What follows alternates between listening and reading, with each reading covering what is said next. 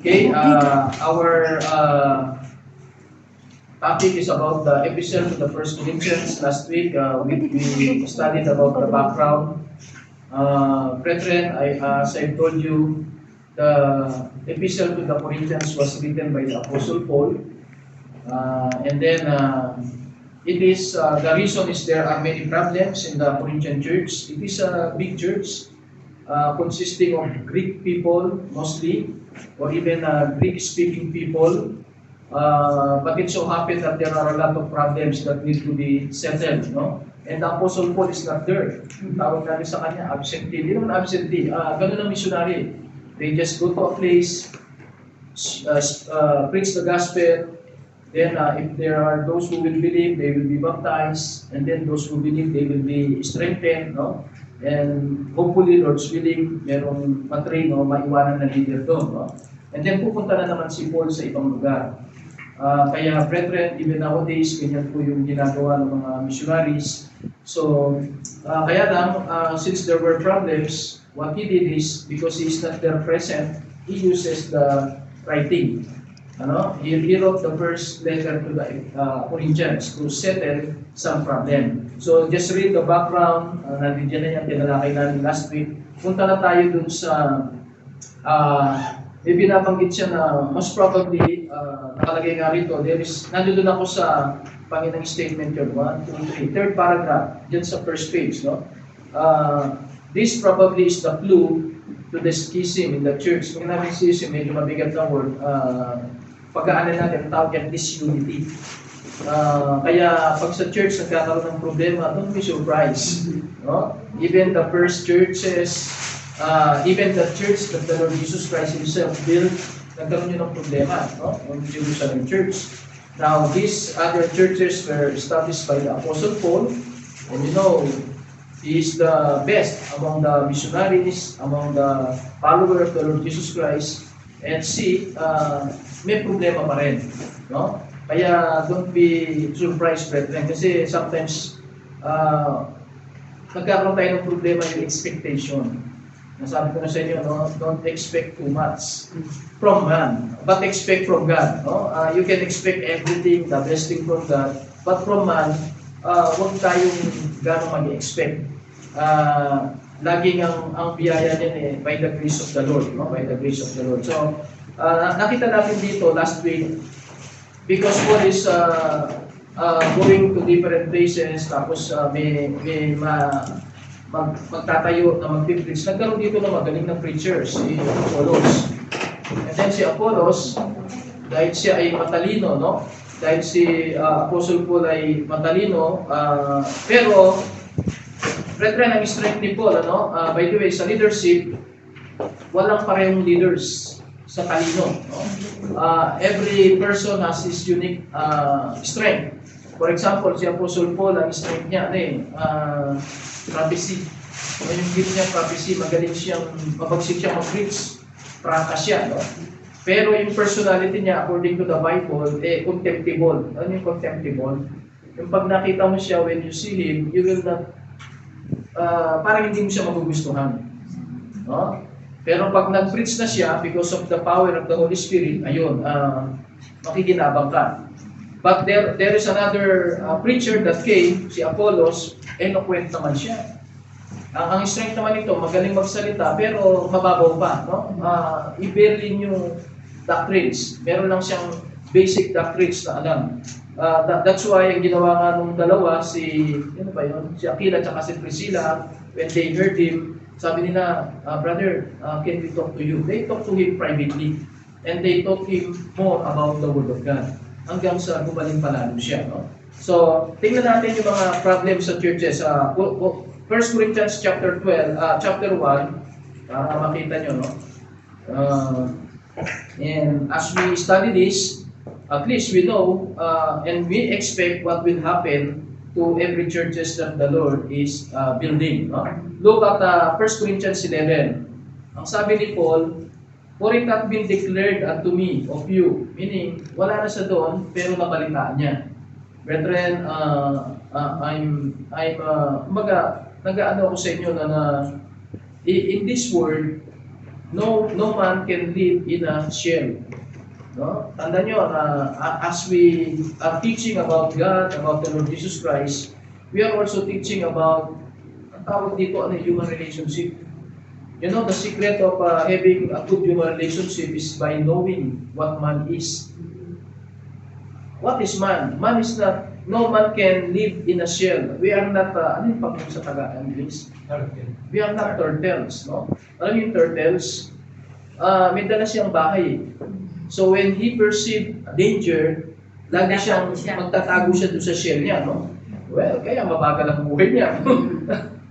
Maliit na nga yung paa niya, tapos every perceived danger, nagtatago siya. Now, we are not turtle. So, we cannot live by our own. We need each other. Tandaan niya, kaya magbukas kayo, no? Even when Adam in his perfect state, God said, it is not good for man to be alone. And who is Adam by that time? He was perfect. There is no yet sin in him. He was in perfect environment. And look what God said. It is not good. Umiiling ang Panginoon. It is not good that man should be alone. So the solution, bigyan siya ng wife. Pero, pagka may binigay sa'yo, sabi nga sa inyo, pag may binigay sa'yo, yun din ang laging expectation natin. No? If you receive something, expect that you will have also a responsibility. No? When you receive something, you will have privileges or advantages, but along with it, mga disadvantages. O, sino nagbigay ng kasalanan kay Adam? No? Sino ang ginamit ng diablo para bumagsak sa kasalanan? Yun ding taong binigay sa kanya ng Panginoon. So even in our relationship in family, in the church, especially nasa church setting tayo, ganun lagi isipin nyo, if Adam is in his perfect state, it is not good for him to live alone, how much more us na nandito na tayo sa mundong makasalanan. And we have also our own weaknesses. So dapat magkaroon kayo ng idea na I need other people also, irrespective of their weaknesses. At tayo bilang Kristiyano, ang gusto ng Diyos na makasama natin, yung kapatiran.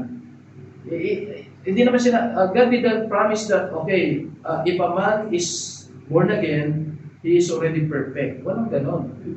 No? Merong potential na magbago, pero before a person can change, you need to undergo discipleship. You need to be a member of a local church. Kasi ito yung magpapabago sa atin. No? Sabi ng Romans 12:2, and be transformed by the renewing of your mind. You cannot transform. Kaya maniwala yung kunwari yung tawag doon, Spider-Man, in one click nagka-transform. Ano yan? Ang tawag natin dyan, fantasy. Ang tawag natin dyan, mga fiction. But in reality, hindi ganon. No? Sabi ko sa inyo last week, the message is changes, yung mga changes na binigay ng Panginoon. There are three that are at least will happen immediately. A change of family, a change of identity, ito ba yung isa? Identity of destiny. Immediately when you receive the Lord Jesus Christ, nasa iyo na yun. But the rest are progressive. Ano yun? A change of philosophy. Every time you read the Bible, nadadagdagan yung philosophy mo, no? Ano pa? A change of company, no? Nagbabago na yung barkada mo.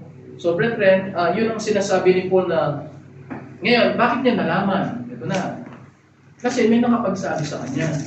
Now sa atin, kapag ganun na nangyari, sasabihin ko siguro kay Paul, sino nagsumbong? Yes. Sa atin, it is not material kung sino nagsabi. Kasi may patakaran sa Bible eh. If it happens, ang sabi sa Bible, hindi mo madidinay yan. Kumbaga, nothing remains secret. Tanda niya, yung mga sindikato, may rules sila eh. No two person can hide a secret. Sometimes nga, kahit mag-isa ka lang eh, nagigilty ka na eh, naamin mo eh. Kunwari you committed a crime, no one saw it. After a while, guguluhin ka ng konsensya mo, aamin ka eh, mag-isa ka pa lang mo. Eh kung dalawa na kayo, kaya nga yung sindikato, patakaran nila, two person, sabi nila, can hide the secret if the other one is dead. Kaya pinapatay nila yung kasama nila na nakakaalam ng kaso. No? So, pag tayo, sino ba tayo? Sometimes, ba't nalaman nila kagad? Ang tanong, totoo ba? Huwag yung, hindi man yung tao na yun na nagsabi, alam nyo may patakaran sa Tagalog eh. Ang pader, ang dingding ay may tenga. Ano ba yun? Hindi, ang lupa ay may tenga, ang balita ay may pakpak. Nasa Bible din yan, nasa Proverbs yun. Meaning, sayon sa gusto mo, if it is true, it will be revealed. It will happen, no? So, brethren, kaya, tingnan yung pagkakasabi ni Paul, for it hath been declared unto me. May nagparating sa kanya. Kahit wala siya ron. Of you. Patungkol sa inyo, kahit wala ako dyan. Ano yung naalaman niya? My brethren, by them which are of the household of law. Yun yung sinasabi ko sa inyo na paano natin labanan yung chismis? Ito naman yung pagkakaiba ng chismis at saka dun sa information na totoo. Yung chismis, wala siyang source. Sabi nila, hindi mo pwedeng i-demanda sila. No? Hindi mo pwedeng kaya nga kahit sa Facebook, ingat kayo, yung mga fake news dyan. Huwag kayong forward ng forward. O kahit na totoo, pagka yung ipo-forward nyo ay makakagulo sa iba, huwag nyo na yung forward. Keep it in yourself. Keep it in yourself. At saka hindi ka authority about that eh. Hindi ka authority. So, as a believer, there are some things na hindi na natin gagawin. Before, pagka narinig ko lang na siga na yan, minsan chismis lang, alam nyo, especially in politics, magaling silang mag-fabricate ng paninira. And then ikaw naman, dahil nakita mo, minsan lalagay nila ron, ito, ang source namin, ganito. Hindi ka sigurado dyan. At kahit na totoo yan, ikaw ang mapuputokan yan. No? O kung di ka man madimanda, dahil sa'yo, marami ako na rin, merong galit sa gobyerno. Tapos nag-forward ka ng information against sa gobyerno. Irrespective of mali o tama yung ginagawa ng gobyerno, mananagot sila sa Panginoon. But pag idagdag mo pa yung sarili mo, para yung iba gamitin yung informasyon na pinasa mo. So, alam ko, as we study the Bible, nagiging more practical na tayo ngayon. Kasi nandito yan eh. Before, hindi lang natin pinag-uusapan kasi in-emphasize muna natin yung salvation. Kaya lang save ka muna because if you don't have the Holy Spirit, hindi mo ma-appreciate ang inaaral natin ito. But if you are already born again and the Spirit of God is in you, ang sabi ng Panginoon, ito yan, it hath been declared unto me. Sinabi niya, yung source niya, which are of the house of Chloe. Ibig sabihin, parang doon nag-gather siguro, kasi noong unang panahon, wala namang nire-rent na simbahan na ganito eh. Wala silang mga buildings. Ang gathering nila, ang tawag natin sa Bible, mga house churches. Kung sino yung may bahay na medyo malaki, doon gagamitin. So sabi niya, naiparating sa amin, that there are contentions among you. Now, so pagka may contentions, kailangan bigyan ng solusyon. At ang solusyon ni Paul, kahit wala siya ron, he wrote a letter. At alam nyo, makikita nyo, unahan ko na kayo, no? Kaya niya binanggit dito yung 1 Corinthians 13 about the love chapter. Kasi yun lang ang solusyon patungkol sa mga differences. No? Because if we continue to walk in the flesh, ang tawag doon sa laman, hindi tayo mag-ano. So sabi niya sa verse 12, ano yung pinag-aaway nila? Maganda kayong pinag-aaway nila eh. Now this I say, every one of you said, I am a fool. Uy, siyempre si Pablo, matutuwa siya kung makasarili si Pablo. Kasi siya yung number 1 na pinipili nila eh. Sabi niya, ako kay Pablo ko. Yung iba naman, ayaw pa Apolos. Ayan na, yung magaling magsalita naman to. Eh sabi niya ba, ako si Pedro. Abay, pwede nga mag-away si Pedro at saka si Pablo. Ang advantage si Pedro, kasama siya sa original na 12. And he is the leader of the 12. Si Paul, actually, pag inaral nyo, hindi siya kasama sa original 12. Eh. Nasiga lang siya later on. Pero, sabi niya, yung iba, sabi nila, kay Pedro sila. And then the other are, may binabanggit pa siyang pang-apat, no? Christ, naku, spiritual yung mga yun. Bro, away-away kayo, basta ako, hindi ako kay Pablo. I am not for Apollos, I am not for Cephas, si Pedro yan, no? I am for Christ. Abay, pati pangalan ni Kristo kinakalagad sa pag-aaway-away nila. Anong sabi ngayon ni Pablo? Is Christ divided? No. Christ is not divided. The reason why there is division, sa personality yan. That's why I am very careful dito sa inyo, no, na ayoko maging loyal kayo sa pastor. Kahit ako yung pastor. No? Maging loyal kayo dun sa office ng pastor. Ang ibig sabihin, parang kahit na sino yung tumayo rito, hindi kayo sa personality, opisina ng pastor yan. Nakatayo yan kasi wala si pastor. Kaya dinelegate ni pastor yan. So, igagalang ko yan kahit na hindi siya yung ating pastor. Ganun ang principle dapat. So, kaya sabi niya, hindi naman happy si Kristo. Dapat talaga ang sigaw natin lahat, kay Kristo tayo. Kaya lang ang ayaw ni Pablo rito, yung nagsasabing kay Kristo sila, pero ayaw nila doon sa ibang grupo. Pangit yun. Tandaan nyo tayo kahit sinasabi natin tama tayo, huwag nyo sasabihin na tayo lang ang tama. Ano yun? Masyadong arrogancy yun. I know there are some religions that say sila lang ang tama. Now, ako hindi ko kukunin yung ganong paniwala, no? Ang sasabihin ko, tama ako. Tama tayo. Now, pag sinabi kong tama ako, automatic bang mali si Randy? Hindi, no? Hindi ko sinasabing mali siya. Nasa kanya na yun. If he wants to be correct, aral din siya. Basta ako, paninindigan ko, what I believe is right. But I will not declare that I am the only one who is right. Hindi pwede yun. No one has the monopoly of truth.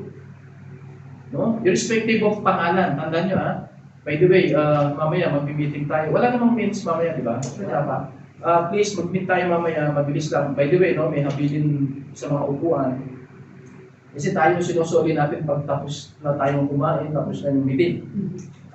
Pagtapos na tayo ng service bago tayo kumain, tanina natin. Sabi nung David kanina, 2 o'clock pala nag-start na. Actually, nung Sunday, di natin sila napansin. Akala ko, magbaba natin doon pa lang, pero patapos na rin sila. So, ano yun? Kasi naghihiraman tayo ng upuan. So, let's go back to our lesson. Sabi niya, is Christ divided? Nasa verse 13 ako, was Paul crucified? Paano ba ang napako? No. Christ was crucified. That's why dapat ang loyalty natin kay Kristo.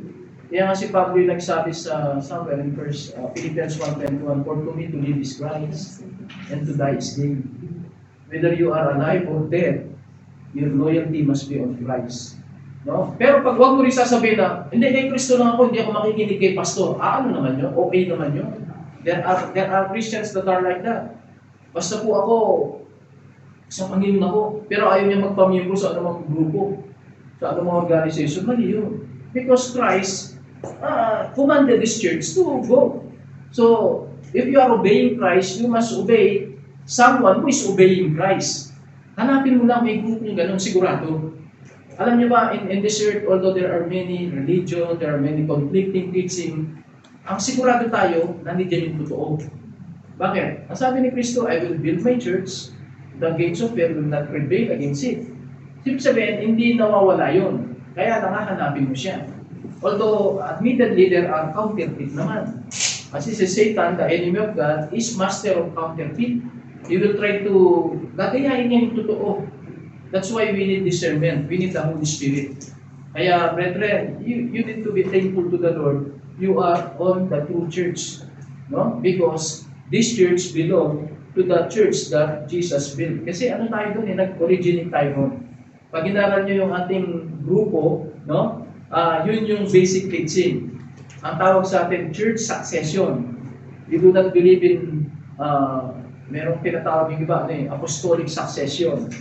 No? Yung, ang nagpapatuloy yung authority ng tao. Actually, yan yung paniwala sa isang grupo, no? Kaya Pope ang pinakamahalaga sa kanila. Sa atin, ang tawag sa atin, church succession. Yung church ang nanganganak. Because Jesus built the church, ang magiging anak dapat ng church beget church or churches. Hindi pwedeng ang church magbiget ng religion, ang church magbiget ng fellowship or whatever, no? So, brethren, sana na-appreciate natin. Sabi ni Paul ngayon, was Paul crucified? Nasa verse 13 ako. Or were ye baptized in the name of Paul? Meron ba sa atin yung mga nabaptize na? Paano kayo binaptize? Kung sinasabi ko yung mga nabaptize ko, no? Kapatid, have you really accepted the Lord Jesus Christ? Kung mga magpapabaptize, ina-interview pa yan. Tinitiyak ko talaga save ka. Tapos bago ka pa ilubog sa tubig, sasabihin sa'yo, sister or brother, have you really accepted the Lord Jesus Christ as your personal Lord and Savior? Pag sinabi niya, sir, by virtue of your statement, and by the authority given to me by the local church. Dapat ang church ang nag-authorize. O ako, ang authority ko galing sa local church natin sa Makati. No? by the authority vested upon me by Bethany Baptist Church, Makati, I now baptize you, my dear brother, in the name of the Father, the Son, and the Holy Ghost. Kasi yun ang sinabi sa Matthew 28 eh. Baptizing them in the name of the Father, and of the Son, and of the Holy Ghost. Kaya may Trinity talaga. Hindi mo pwedeng sabihin hindi Diyos si Kristo eh. Bakit siya kasama dun sa category na yon? Alam niyo, ang Diyos ay jealous ka. Hindi pwedeng sabihin, I baptize you in the name of God, and pamintuan ako. Papatayin ako ng Diyos. God will strike me immediately. Because God is a jealous. You remember Lucifer? Pinakamakapangyarihan na siya. He want to be like God. Ano ginawa ng Diyos? Patay siya. Tinanggal siya sa langit. That's why there is hell. At saka tinanggal siya sa langit. So, dun pa lang makikita nyo na ang equality ni Jesus Christ sa God the Father. I am now baptizing you in the name of the Father, and of the Son, and of the Holy Ghost. Ang Holy Ghost din ay God. Kaya nga, one God in three person. So, brethren, walang nabaptize sa pangalan ni Paul, but we were all baptized in the name of Christ. Verse 14, I thank God that I baptized none of you. Sabi niya, kung di lang nabinyan ko sa inyo, Crispus and Gaius. Ito rin, sabihin ko, no? Kunwari, especially ako, paalis-alis ako. No? Kaya lang, mission pa kasi tayo eh. Mission pa tayo. Pero kung mangyayari, brethren, si Brother Randy, ito example lang, brother. Kasi tayo, hindi pa tayo pwede magbigay ng authority. Mission pa tayo. Pag tayo na-organize na into a local church, doon na tayo magkakaroon ng, kunwari, Bethany Baptist Church na talaga tayo, nagpa-organize na tayo, no? May authority na tayo noon. Tapos sabi ko, kapatid, dahil aalis ako, ma-exit na naman, no? Baka may magpabaptize na wala ako, let us delegate the authority to baptize ko na kay brother ganito. No? Either kay brother Darwin, o kung sino yung nag-stay dito. May authority na gano'n nagbibigay. But as of now, ako muna yung nabigyan, or si Pastor Nable, pag nandito siya, kasi siya yung pastor ng St. Nicholas, pwede siya mag-baptize. Pero among us, hindi pa ako pwedeng magbigay ng authority. Except, kung napauwi kayo ng Pilipinas. Tapos medyo napag-usapan ko, so lagi ako nawawala, pwede nyo bang bigyan ng authority si ganito? Pwede kang bigyan doon sa Pilipinas. Sasabihin sa simbahan church, on recommendation ng Pastor Ed, may kapatid tayo na galing ng member sa Bethany Yerevan, at kailangan mayroon na iiwan doon na nakakapag-baptize. Let us give him. Pag nag-email yung church, may authority ka na. Ganun yun, no? Kaya lang, as of now, sabi niya, wala namang nabaptize sa pangalan ni Pablo eh. No? Then, tuloy natin. Verse 15, lest any should say that I had baptized in my own name. Alam mo, minsan sa simbahan, nag-aaway-aaway kung sino yung nagbinyag eh. Yan, buti dito, wala pang binabaptize si Pastor Nabli. Ako lahat eh. Pero dati meron, nahirapan na kami maghanap ng baptistry. At that was parang October yata noong November or mag-December na. Sarado na yung mga swimming pool. Hindi na rin makapunta ng doon sa Seven Lake. No? Tapos wala pa kaming kilalang mayroong, ang tawag ginagamit natin? Yung bata. No? Wala pa kaming kilalang masyado noon na may mga ganon. So wala, hindi na tuloy yung baptism. Sister Erlyn yun. Maghapon kami naglalakad. Pinunta namin mga hotel. Tapos may simbahan pa nga na tinawagan ko, baka may baptistry sila. Dito hindi usin baptistry. Yung wala pa akong nakita rito may baptistry na simbahan. And by the way, habang magle-lesson tayo, brethren, binabanggit ko na sa inyo yung mga pwede natin gawin. Alam niyo, isang pwede natin gawin para makapag-baptize tayo palagi. Of course, ngayon meron mga bata. Pero sa Dubai, yung ginagawa nila, bagamat maraming dagat doon, there are times na hindi ka pwedeng mag-baptize sa sobrang init. Ang ginagawa nila, nung time ko, meron kaming baptistry, meron kaming biniling yung paligo ng mga bata. Inflatable. Pwede yun, no? Pwede rin yun. So, sa Pilipinas, gumagawa talaga sila ng special na lugar. Swimming pool na maliit. Anytime. Minsan, nasa likod mismo ng pulpit yun. Nakasalamin, no? Para yung binabaptize, nakikita ng congregation. So, mga example lang yung brethren. Habang nadadaanan natin ito. Verse 16. And I baptized also the household of Estepanas. Sabi niya, yun ang nabaptize ko, si Crispus, si Gaius, tsaka yung pamilya ni Estepanas. Beside, I know not whether I baptize. Verse 17, for Christ sent me not to baptize, but to preach the gospel. Meron mga ganon, evangelist. Magpipreach lang sila, pero pag may magpapabaptize, yung pastor ang magpapabaptize. Ibig sabihin, there are people then, kunwari, nagkabisita tayo, nag-preach siya. Pwedeng mas mahusay siya sa akin pagdating sa evangelism. Meron mga ganon.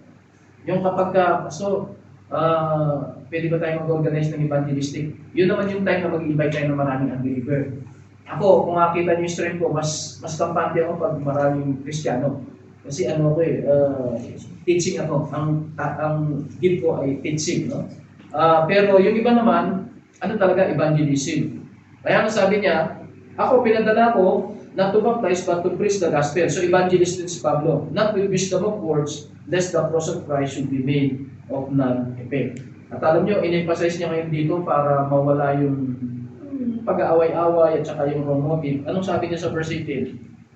For the preaching of the cross is to them that perish foolishness. Brethren, tuloy na natin dito, no? Although marami tayong outline dito, pero gusto kong matuloy natin kung chapter 1 lang ng Corinto, no? Alam niyo sabi ni Pablo, the preaching of the cross is to them that perish. Yung perish din ang believer. Foolishness. So huwag kayong don't be surprised kapag oy, umatin ka naman. Oy, mag-Bible study tayo. They don't appreciate it.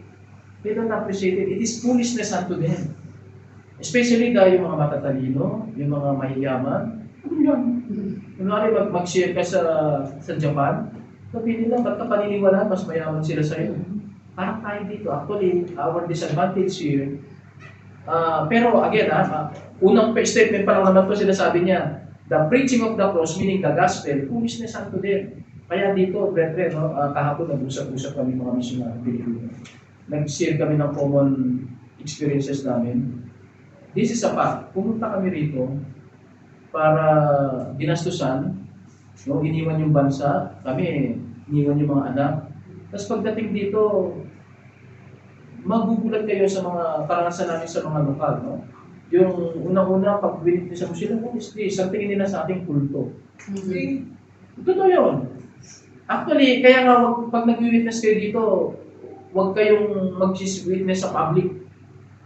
Actually, meron isang alam niyo ang original na talaga nila dito, yung church, ano ba yun? Apostolic Church, di ba? Yun ang national religion nila. Ang isang humiwalay lang doon na nauna sa atin, Jehovah's Witness. Yan ang nangyari, galit sila dyan. Kaya kapag tayo ay nagbibigay, ini-equate nila tayo doon. Akala nila ganun tayo. That's why the normal way of sharing to them, maging kaibigan yun. That's why, brethren, ako, siguro sabi ko nga sa Panginoon, Lord, I want to reach out these people, but I recognize my limitation. Language, no? Tapos, yung hindi kami madalas dito, kumbaga kailangan kasi, ang way talaga na mawitnessan sila, kaibigan mo sila. Katulad nyo, employer. Although, sabi nyo, parang i-smalling kami niyan, pero you cannot, hindi mo pwedeng tawaran ng power ng Diyos. Just keep on sharing to them. Yes. No? O kaya, kung hindi nyo man ma-share sa word, at least sa work, sa testimony. Magpakahusay kayo sa trabaho. Show to them that you are working not only for salary, but because you love them. Especially their children. Pag nakita nila yung malasakit mo, ano meron doon, no? Why different siya sa iba? Okay? Tingnan natin kasunod ngayon ng verse 18. Kanina yung negative. The preaching of the cross is to them that perish or that believer. Foolishness, kamamahan sa kanila. They do not appreciate. But, may malaking but dyan. Unto us, pagka born again ka na, which are saved, di ba? Tayo yan. It is the power of God. Brethren, din mo makikita minsan sabihin, sana naging mayaman ako para mawitnessan ko yung mayaman. Now, ang question lang doon, pag nawitnessan ko yung mayaman, baka mali pa kabutibo niya. Pag mayaman ka, baka sumisip-sip lang sa'yo kasi gusto niya yung pera mo. O kaya kung ikaw employer, witnessan mo yung yung patulong mo. Di ba baka may maling motibo pa yung patulong pagka tumanggap? Baka sabihin niya, nagpapalakas lang sa akin to. Pero yung katulong ka, tapos na-witnessan mo yung amo mo at naligtas, hindi mo galing yun. Hindi ikaw ang magaling doon. Ang magaling si God. Kaya it is the power of God, brethren. Ako ito, unti-unti ko na sinishare sa inyo yung burden ko, hindi pa rin nawawala yung burden natin sa mga Armenian, pero alam ko yung limitasyon ko, kesa sa mag-aksaya ako ng 10 taon na mag-aaral ng language nila tapos hindi naman pa na ako aabot ng 10 taon. Kasi mag-16 na ako next year. Kung ang ginawa ko, katulad nito, ito yung pinakita yung strategy, yung kababayan na kaya kong kausapin, yun ang tuturuan ko. Tapos kayo naman na employee ng mga Armenian o kaya may co-employee kayo na Armenian, kayo yung mag-reach out sa kanila. Kasi mas kaya nyo silang kausapin sa lingwahe. No? O hindi man, of course, yung mga amo nyo marunong mag-English, you can share. You can share because it is the power of nyo. Kaya lang aralin nyo, brethren. Dapat aralin nyo. Hindi pwedeng you are witnessing pero konti ang alam mo. No? Aralin mo, verse 19. For it is written, ano sabi ng Panginoon? Ito ang gagawin niya. I will destroy the wisdom of the wise. Kahit na yung matalino. If you talk to a person who is so wise sa tingin niya, pero hindi siya saved, God will destroy their wisdom and will bring to nothing the understanding of the prudent. Mga magagaling. Sabi sa verse 20, where is the wise? Where is the scribe? Yung scribe, mga religious people niya, yung mga nagsusulat ng Bible noong unang panahon. Where is the disputer of the word? Huwag kayo argue. Na yung disputer, marami ngayon yung mga religion nakikipagdebate. Brethren, sayang ang oras natin dyan. No, huwag kayo makipagdebate. Ang turo ng Panginoon, preach the gospel, not dispute the gospel. Kasi it is very possible when you dispute, napahiya yung tao, pero hindi siya na-save. Manggagawin niya ngayon, galit siya sa'yo, galit siya sa religion mo. Kasi napahiya mo siya. Walang ibang intensyon ang debate kundi ipahiya yung kausap mo. No? Tapos ikaw naman, gusto ka rin yung ipahiya. So, napapahiya rin yung religion mo. Yung pagkatao mo, walang kwenta yan. Bawal yan sa Panginoon. Pero kunwari, siya gusto niya pa rin makipag-dispute, ang gawin mo, share the gospel. Kunwari, hindi ako makikipag-argue sa'yo. Pero ito yung sinasabi ng Bible. Believe on the Lord Jesus Christ and thou shalt be saved. Then, maniligtas ang tao sa religion. O sabihin mo, bakit si Judas, miyembro ng religion na tinatag ni Kristo? O simbahan, si Judas, nabaptize pa mismo. Si John the Baptist, baptist pa siya. Okay? Tapos, treasurer pa siya ng simbahan. Pero, napunta sa impyerno yun. So, religion will not save a person. Yun magpili ka lang ng either verse o kaya ng question. Huwag ka makipagdebate. Kung kanila, kung isang, wala yan, huwag ka mag-alala. Yung word of God na naipasok sa utak niya, parang pulgas yan, hindi naalis yan. Makalimutan ka niya, no? Pumunta siya sa iba't lugar, but the word of God is powerful. It is quick and powerful. Yan ang sabi niya, no? The word of God will not return unto him void. Hindi babalik ng walang pakinabang yan, brethren. That's why if I were you, mag-memorize ako ng verses, kahit na yung mga importante lang, so that pag may kausap ka, ibato mo yung verse. No? Ibato mo yung verse. Kunwari, may questions na. Hindi, maliligtas ako sa good work. Ano sabi ng Ephesians 2:8? We are saved by grace through faith, not of works. At least may mga binabato pa sa kanyang salita ng Diyos. No? Lest any man should boast. Ayaw ng Diyos na maliligtas sa mabuting gawa ang tao. O kaya, sabihin mo na, isang gamitan mo ng logic. Kung maliligtas ang tao sa good works, hindi na bumaba si Kristo. Kasi nandun na yung law eh. Sundin mo na lang. Pero sabi sa Bible, no one was able to obey all the commandments. Wala talaga.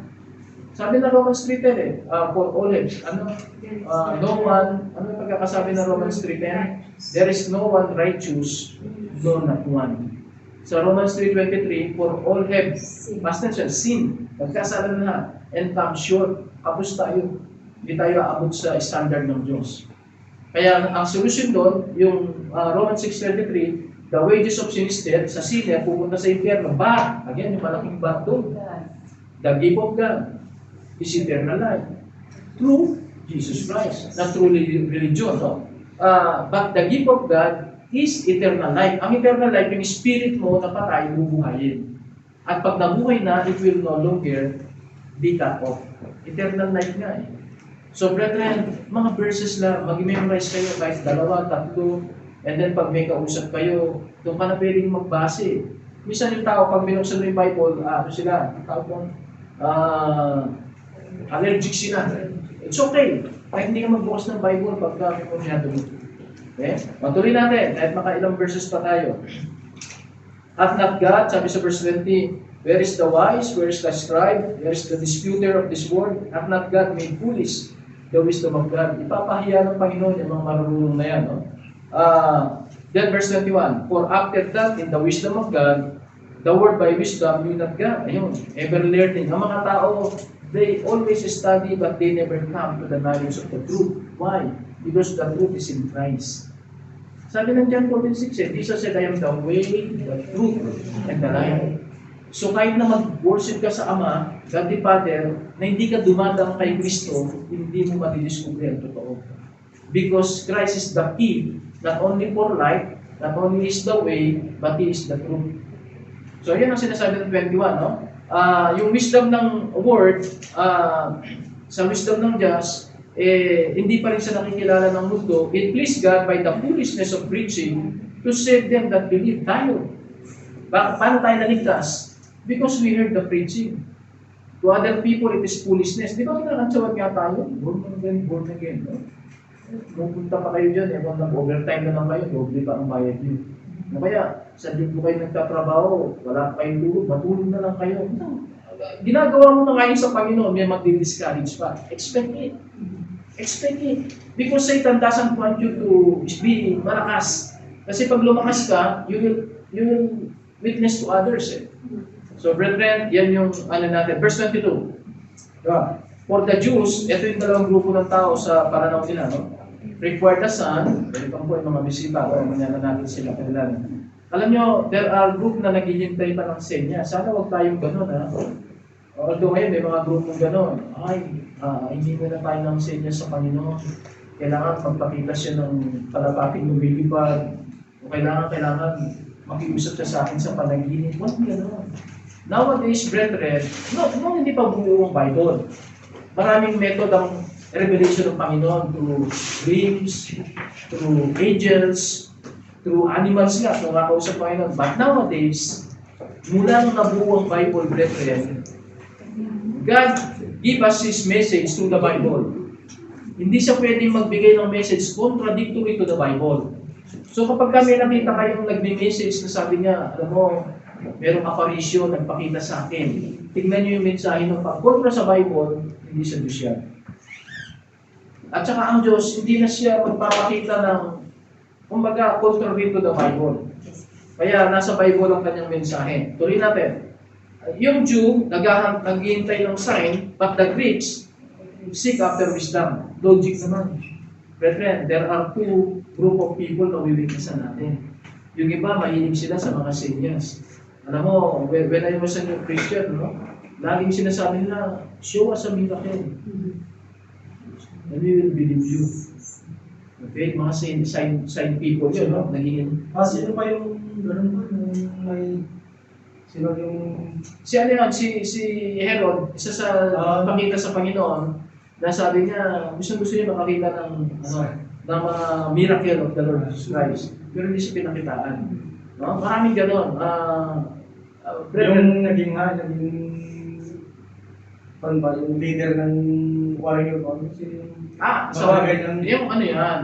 Baka ang niya, sa Catholic kasi, ang kinikilalang founder niya, nagsimula ang pag-declare ng Katoliko na as a group, 313 yata. Ang leader nila meron silang pangalan yan, isang pope yan, isang emperor, Gregory yata. Ito na kung Gregory dito, Gregory kasi ang kinikilala nilang founder ng Amerika. So, meron isang na dun sa kanyang account, ang kwento nila, dahil sa nakikipagyera, now the enemy are so numerous, napakarami, talagang dinado sila. Pero may nakita siyang sign sa langit, cross na nagliliwanag, no? At parang may letter na nakalagay doon, by this, conquer. Lumaban siya. Constantine, ayun, si Constantine the Great. Yan yung founder ng, kumbaga, pag inaral niya talaga ang origin ng Catholicism, of course, sasabihin na galing sila kay Pedro, biblically. Pero actually, nabuo lang yan, 313 by Constantine the Great. No? Constantine the Great. Dahil dun sa panahon niya yun, ang ginawa niya ngayon, lumaban siya. Nanalo. Pagano pa siya noon, pagano pa siya, no? Kasi ito matindi kay Constantine. Ito, history to Dahil dun sa panalo na yun, hindi pa siya Kristiyano noon. Dineclare niya ngayon na, okay, sabi niya, ang buong empire na Roman Empire, i-adapt natin ang Christianity as our state religion. Alam nyo, kung tutusin, sasabihin mo, it's a victory of the Christian. Pero alam nyo, if you know history, parang naging negative pa nga eh. Alam nyo, nag-declare niya ng Katoliko, ang Christianity, ang state religion, lahat ng taong nasakop nila, automatically, nagpa-convert. Pero yung conversion nila, hindi yung tinanggap si Kristo. Nagpa-din niya. Anong nangyari ngayon? Parang nangyari, ang pagiging Kristiyano, ay sabihin niya, hindi na sa pananampalataya kay Kristo. So marami ngayon ang naging, katulad sa atin, no? Pagkapanganak sa atin, tawag na sa atin, Kristiyano. Kahit dito, Kristiyano sila, pag Armenian ka, Kristiyano sila. Nawala ngayon yung essence ng pagkilala sa Panginoon, personally. Whereas tayo, yun ang dinidiin natin. Irrespective of religion, we need to share the gospel. We don't care kung Baptist yan, kung Protestant yan, kung Katoliko yan, kung Armenian yan, tinanggap ba niya ang Panginoon? Yun ang salvation. Pero ayan, sabi nga sa 22, the Jew require a sign, but the Greek seek after wisdom. Ang mga Greek naman, logic naman ang gusto nila. Parang logic talaga ang hinahanap nila na paano mangyayari Savior si Kristo, napatay nga siya. Parang sinasabi nila, sarili nga niya, hindi niya nailigtas eh. Di ba? May isang nakapako, sabi niya, we thought your case is blasphemy. Yung blasphemy, yun naman talaga yung kinaso kay Kristo. Actually, isang malinaw na ebidensya ng Diyos si Kristo, ang kaso binigay sa kanya, pangmusog, which is punishable by death. Hindi niya tinanggihan. Kung si Kristo ay hindi Diyos, kasi kung talagang teacher ka, hindi mo dapat ituro na Diyos ka, bawal nga yun. Sabi niya, only God ang i-worship mo. Siya nagtuturo mo. Only God ang paniwalaan mo. No? Pero siya, mini-worship siya, hindi na tinatanggihan. Tapos kinasuhan siya ng blasphemy. Napatunayan. Actually, napatunayan na siya ay namusong. Ibig sabihin, hindi niya tinanggi. The other cases na binintang sa kanya na nagre-rebelde yan sa gobyerno. Kasi di ba tinuturo, sabi niya, siya si Cesar eh. No? Pero hindi nila napatunayan yun na siya ay nagtatayo ng isang paghimagsik laban sa gobyernong Romano. No? Hindi nila na-prove yun. Walang ibang kasong na-prove kundi yung pangmusong. Kasi hindi niya tinanggihan. Kaya lang, hindi niya aaminin na direkta. Kasi di ba, sabihin mo direkta, sabi niya. Kung tutusin nga, may marap sa kanya, si Pilate o si Herod. Sinasabi mo nun na Diyos ka eh. Alam mo, kung tama yung sabi ni Kristo, ano sa palagay mo?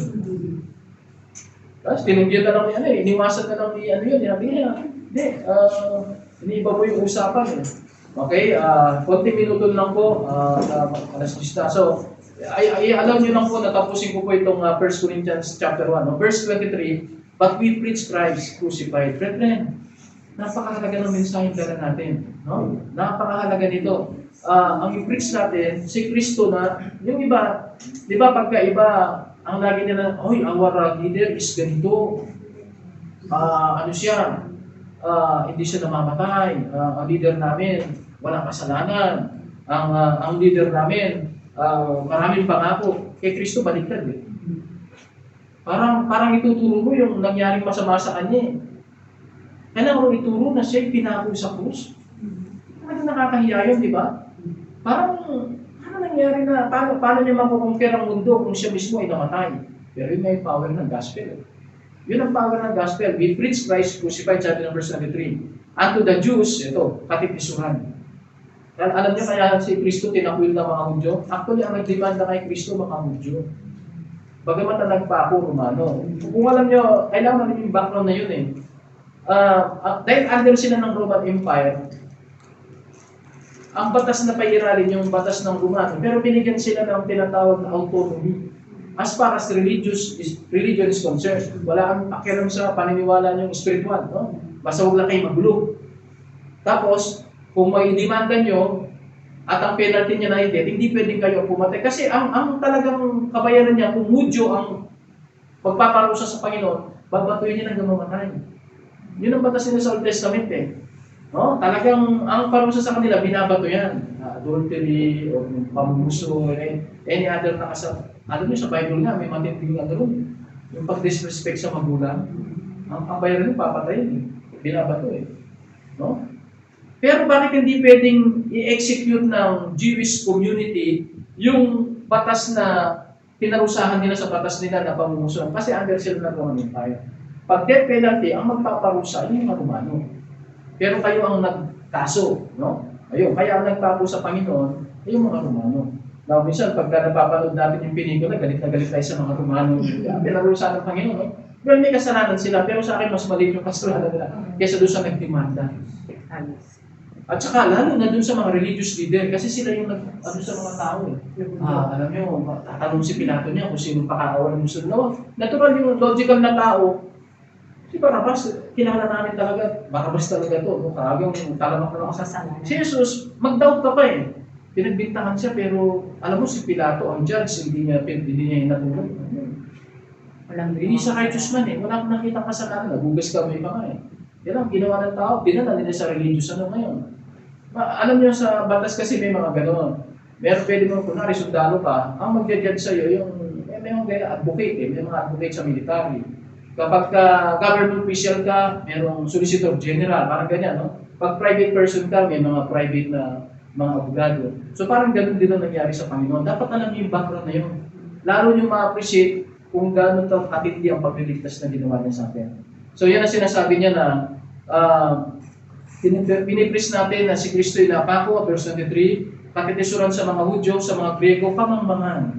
Kaya pag may kausap kayo, dalawa lang yan. Either na-open sila, bakit mo sila winibitnisan, o kaya naman, sabi nila, kamangmangan yan. No? Verse 24, but unto them, it's a call, tayo yan. Pag sinabing call, mga kapatid, hindi lang yung mga pastor at missionaries, lahat ng born again, tinawag.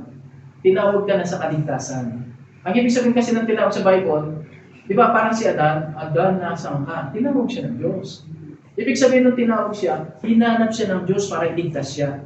So, the mere fact na naligtas ka, tinawag ka na ng Diyos, no?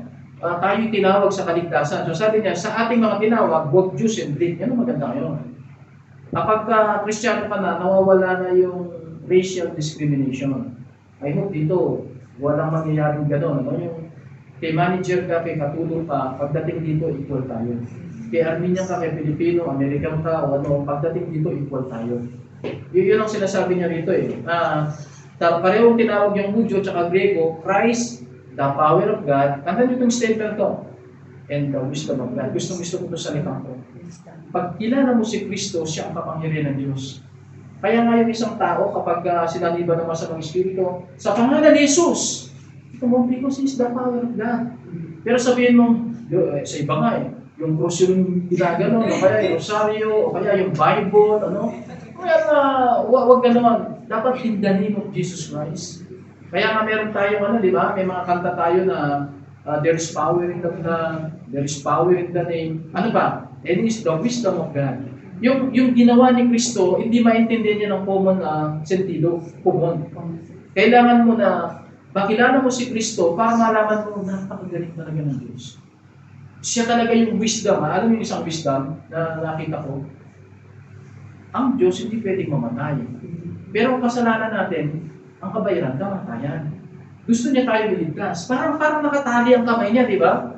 I want you to save you, I love you. Pero hindi niya lalabagin yung batas na the wages of sin is death.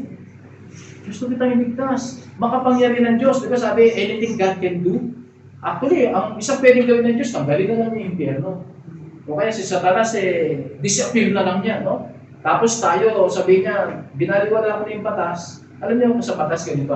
Kunwari, ewan kung aware kayo sa mga politika, no? Sa politika, kunwari may batas. Pero yung batas na yun, ako yung presidente. Yung batas na yun, medyo parang inaano ko, tawag doon. Ano yung pag tinatanggal ng presidente? Ini-impeach ako. Kasi nasa batas yun, ano? Alam mo gagawin ko pag powerful ako? Tatanggalin ko yung kongreso. Para walang mag-impeach. Magkukulitan ako.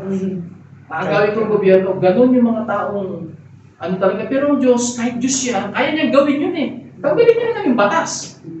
Discard the Bible, discard the 10 Commandments because I love you. Although you need to go to hell, at tanggalin ko na rin ang impyerno.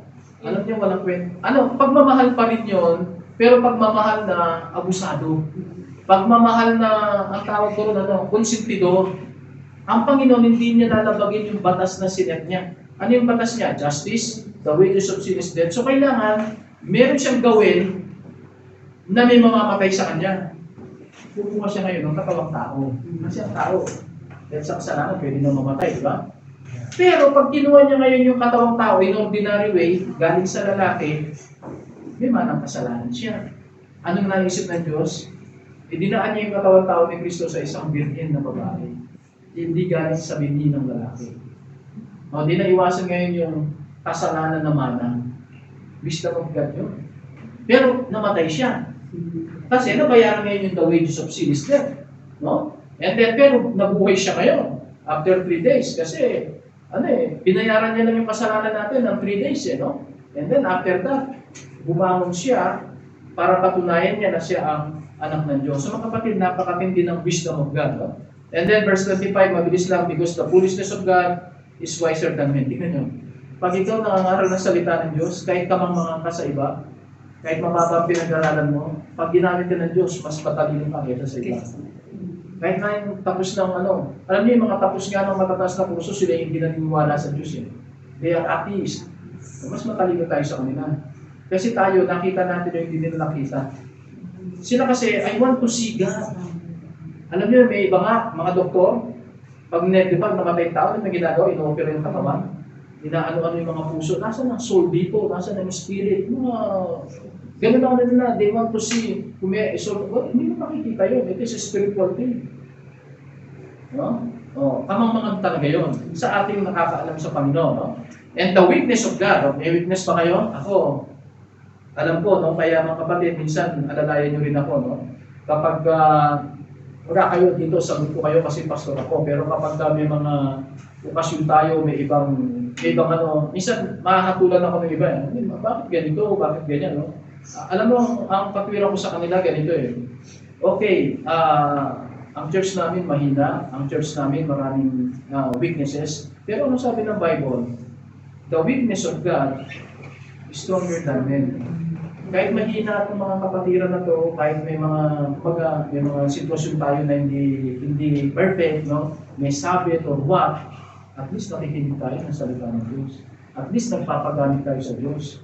Yung problema, meron nga mga tao dito. Minsan may nagsasabi sa akin ganyan. So, hindi ako ate sa church nyo. Kasi yung mga miyembro nyo, ganito. Kasi yung ganito. Sa isip ko lang, sige, perfect ka na.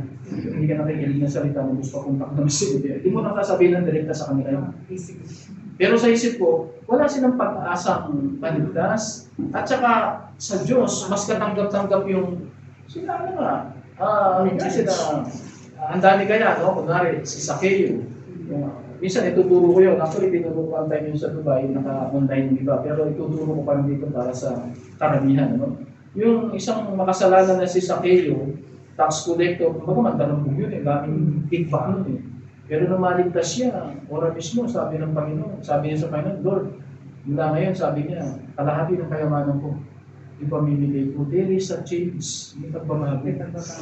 Kasi nung si tax collector, pinahihirapan na ngayong kababayan niya, dinatagdagan niya pa para sa sarili niya. Pero nung na-save siya, isang sukatan ng totoong save, giver ka na. Kasi, okay lang yung na-save siya, okay Panginoon, bibigyan ko ng 5%. Medyo malaking pagbabago niyo kasi dati lagi siyang kumukuha. O kaya kasabi ng, Pastor, Panginoon, di na ako mamumuha ng illegal. Hindi pagbabago ng konti rin. O kaya, Panginoon, magbibigyan ko ng 5% pero once a year. Hindi, kalahati.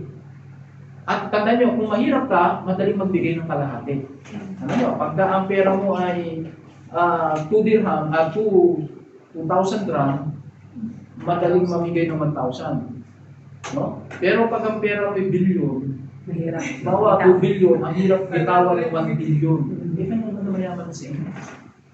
Sa kayo, pero sabi niya, wala mismo, kalahati ng kayamanan ko, pamibigay ko na sa mahirap. Pangalawa, kung may dinaya ko, which is totoo naman, dami yung dinaya, babalik niya na, hindi isang beses, 4 times. Kami naran yung sa Luke chapter 19, no? So mga kapatid, yan yung ng Panginoon, nung may wisdom siya. Tapos, the weakness of men is stronger than men. No? So, yun lang mga kapatid. Verse 30 na lang tayo. Wala tayong oras. Sabi ng verse 30, but of Him, ibig sabihin kay Kristo, are ye in Christ Jesus. Pag na kay Kristo ka na, who of God is made unto us wisdom. Nakalino ka pag nasa si Kristo. Righteousness, banal ka pag nasa si Kristo. Sanctification, pinabanal ka na, and redemption, inubos ka na. No? Verse 31, that according as it is written, he that glorieth, let him glory in the Lord. Ang ganda ng conclusion niya eh. Kasi dati nagmamalaki siya, kay Apollos ako, kay Pablo ako, kay Cephas ako, no? Sabi niya, dapat sa Panginoon ka magmayabang. Dapat ang kayabangan natin sa Panginoon. Kaya natin, ligtas ako, bakit? Hindi dahil mabait ako. Kayabangan yun. Ligtas ako dahil tinubos ako ni Kristo. Yan, no? Buhay ako ngayon dahil hindi nag-diet ako, nag-excel. Hindi. Kasi pinahintulog ka mabuhay ng Diyos. Ganun natin ang Kristyano, laging ibinabato ko sa Panginoon ng pagpupuri. Okay? So, salamat. Nag-extend lang tayo ng konti. Tayo tumayo. Hindi ko na mabigay yung oras sa question and answer dahil time na. No? Pero I hope mga kapatid, yun ang benefit pag naaga kayo nakarating. Let's pray, Panginoon. Bless mo po ang salita na aming naral. Patungkol po sa 1 Corinthians chapter 1. Pagamat chapter 1 lang po ang aming natapos, pero napakasarap aralin ng iyong salita. Panginoon, tulungan mo po kami na mga anak mo sa pananampalataya na kami po ay matuto ng iyong salita na ang expectation namin ibigay namin sa iyo sapagkat ikaw lamang po ang Diyos na matuwid, ang Diyos na mabait, ang Diyos na may biyaya na handang magpatawad sa aming mga pagkukulang, handang magbigay ng kalakasan sa aming mga kahinaan. Huwag mo po kami hayaan na matulad sa mga taga-Corinto na nagkaroon ng pagkakahati-hati because of personality. Salamat sa paalala ni Pablo na lahat kami ay kay Kristo naligtas. At kami po ay, at ang kapangyarihan ng Diyos ay si Kristo. Si Kristo rin po ang karunungan ng Diyos. Tulungan mo po kami na lubos pa po namin makilala ang aming mga potensyal, ang aming mga blessing na natamo dahil sa koneksyon namin kay Kristo. Kung may kasama kami na wala pang katiyakan ng kaligtasan, nawa sa mga oras na ito, ikaw po'y kumilos sa kanila upang makilala rin nila ang Panginoon, Yesu Kristo bilang Panginoon at tagapagligtas. Patuloy mo pong alalayan kami sa aming gagawin pagsamba, sapagkat ang lahat po'y aming hingat dalangin, puno ng pagtitiwala at pasalamat at ang alang sa pangalan po namin Panginoon sa Kristo. Amen.